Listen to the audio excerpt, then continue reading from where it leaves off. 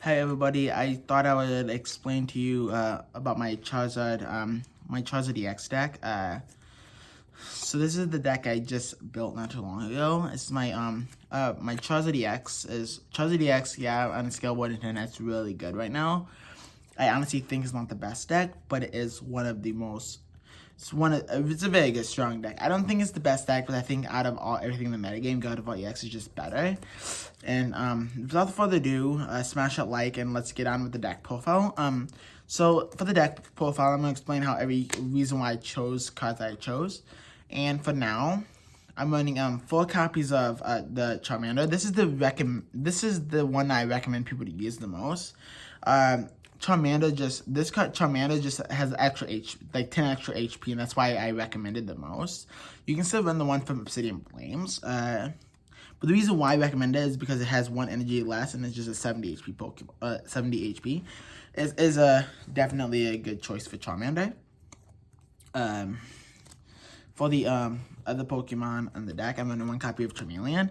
This can actually fluctuate between the good Charmeleon. There's a better Charmeleon than this, as there's 100 HP. Somebody recommended that to me. This is also like this Charmeleon, I think, is like, I honestly think that with Charmeleon, I honestly think that you only really need 1 copy, and it doesn't matter which one you pick.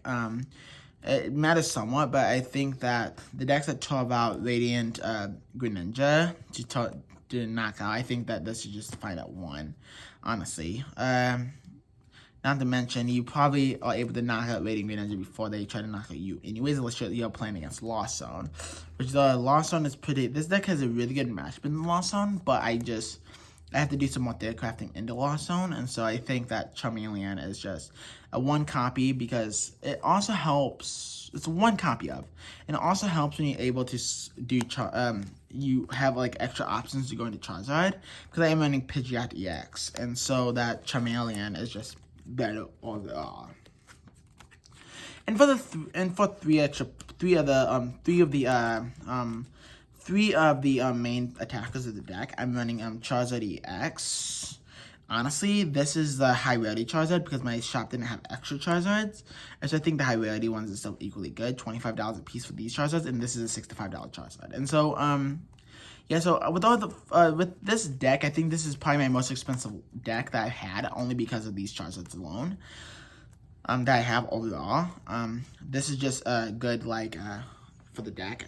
And overall, I feel it just helps. The Inferno Rain is just so good and for fire. I honestly for like the Inferno Rain, it was just switches out 3 fire, and then you just put them onto your Pokemon any way you like. Now I do think that I do think that people originally, when this card came out, they were running Entei. I do think that right now it's a very bad strategy. I tested that build out when it came out. I think that build with Entei V, I think it's Entei V is just not good. And the reason why people were running it is because they thought the deck had a lot of consistency issues. But what people weren't like counting on is Pidgeot EX being so good for the deck. But people are running like Entei and 4 copies of Charizard because they felt like they wanted to draw that 1 card and thought it was important. I honestly don't like Entei right now. I think that the Entei V is just not good right now. I think that the deck just brooks too much on Entei V, and I think that's an issue for the deck as well. For the other Pokemon, for the 1 copies, I'm running 1 copy of Radiant Greninja, 1 copy of Mew, the Mystery Tail Celebration. If I could put Mew in any of my decks, like if I can put Mew in like almost every single one of my decks, if I could put Mew VMAX, I would, but Mew VMAX doesn't benefit off this. But the Mysterious Tail is just so good. I try to put 1 copy in decks that really need it. Like, I know God of War EX runs it. I never really played God of War, but I do know that this card just is good in like Shampoo. People that saw it in Shampoo didn't know I was playing Shampoo when it's the only active I had at the time. And not to mention Mysterious Tail is just really, really good. Like, say if I open this up in my opening hand in Shampoo, it's just, I don't even, or even in this deck, if I open up in my opening hand, I'm going, they want me to go, they chose for me to go second. I only play this as active, and I put it face down as active. And the reason why is because people don't actually know what I'm playing. I think it's just puts them in suspense if that's the only active I have. And so I think that's really good. Mysterious Tail is just really overall good right now. Not to mention that it helps you see your pieces. I'm running 2 Pidgey and 2 Pidgeot EX. The reason why I'm running this Pidgey is because it really goes good going second. It still goes good going first, but it's really better going second because you can either put an energy on and then call for family and such with 2 Pokemon after you battle VIP'd and Nestballed or something, and you have like a whole bench. It's really good. This Pidgey is the more recommended. I recommend this Pidgey over any other Pidgey. Like the Pidgey from Obsidian Flames is not. Yeah, there's a high rarity card that people are using. The high rarity Pidgey from Obsidian Flames. I honestly think this card is the best Pidgey out there for the deck. But just Call for the Family is just so good, and I just think that then you can just Call for Family for 50 HP and then relocate into Pidgeot EX to search out any Pokemon, and so, or any card in general. And so I think that one of the things I would do is I relocate into Pidgeot EX, and then if I have a Charizard EX already in hand, I search for Red Candy, or if I search for the other card, and vice versa. The last 3 slots of Pokemon I'm running is Arceus V and Arceus V-Star. I'm running 1 copy of each, and 1 Squawkabilly. So, yeah, people are asking me why I'm only running 1 copy of Arceus V and Arceus V-Star. The answer is that I would rather run 2, but I don't have, my shop didn't have it, and I ended up pulling Squawkabilly out of the pack, out of a pack, and so I ended up pulling 2 Squawkabillies. I just ended up pulling high rarity Squawkabilly, and I think that if you don't have it, you might like if you don't have the card, you just need to basically be able to still show like a lot of consistency. And so even if I don't have Arceus V, so I still combos off because I'm running 1 copy of Extra Set Super Rod and 1 copy of Squawkabilly. Especially because this deck does have a tendency to brick early on, and so just Squawkabilly helps that as well if it bricks first game, turn 1. And so I think that it still helps on brick. And not to mention, Squawkabilly also reminds me of Day Charge. With Day Energy X is because this is the only difference is that this has to be done on your first turn, but Day Energy X can do throughout the game. I honestly like Squawkabilly, and so I think that if you don't have the extra Pidgey, I think Squawkabilly is just equally fine with that build that I'm running right now. I meant to say the extra Arceus V-Star. Because Arceus V-Star is mainly a secondary attacker. For the other cards I'm running for the supporters, I'm running 3 copies of Iono. I think 3 copies of Iono is just good for the deck right now. I think that this card is just 3 copies. People were telling me that I should be playing 4 copies. I don't think that's right. Just my preference is that I think that's the right option is to play 3 copies.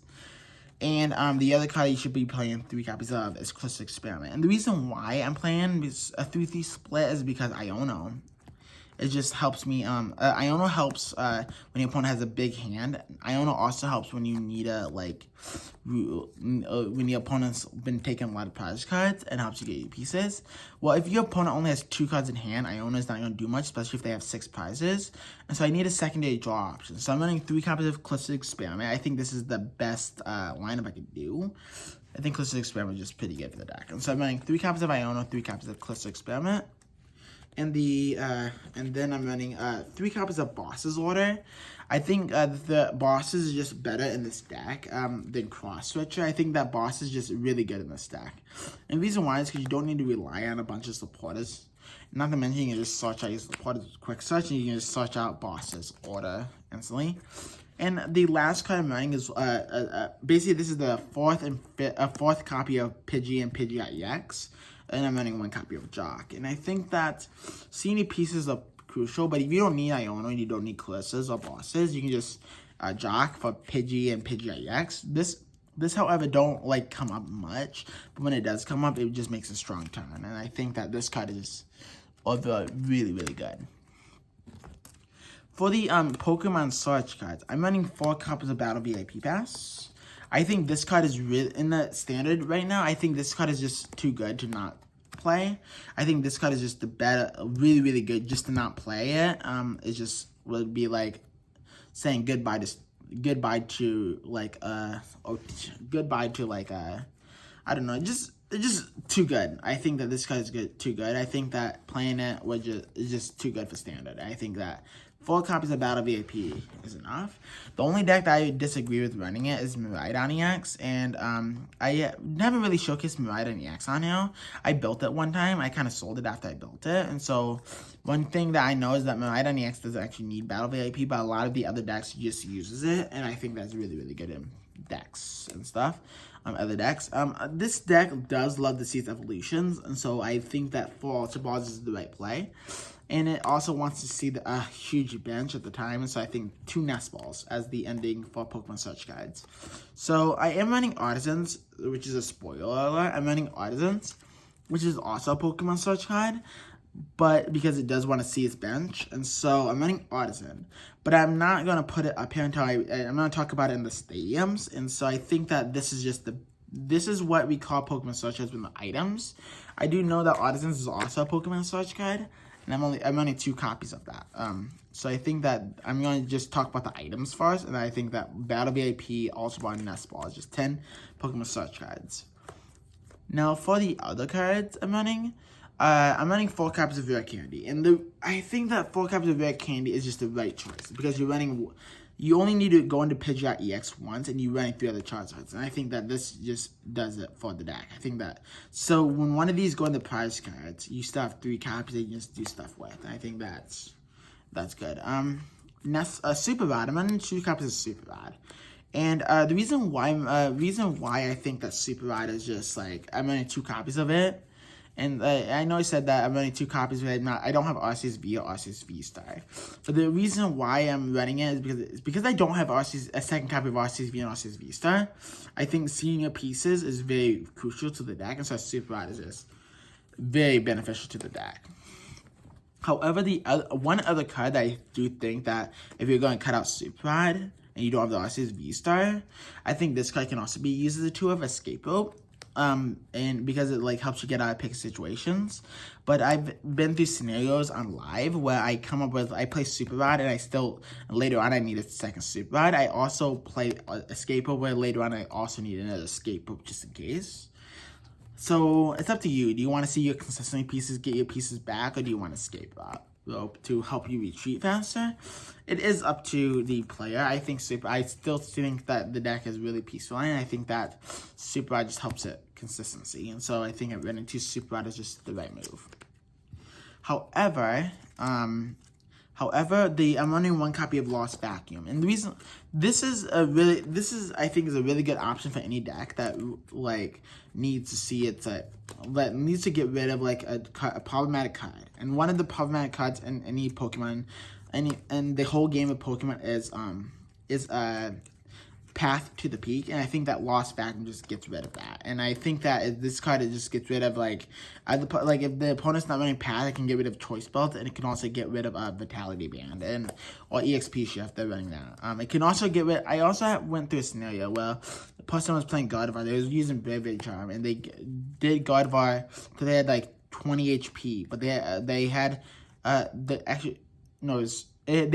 20. They did Gardevoir until they had 50 HP, but they had Bravery Charm on, so they actually didn't have life on the Charizard. And so I just lost back in the Bravery Charm, knocked it out, ended up getting 3 prizes that whole game.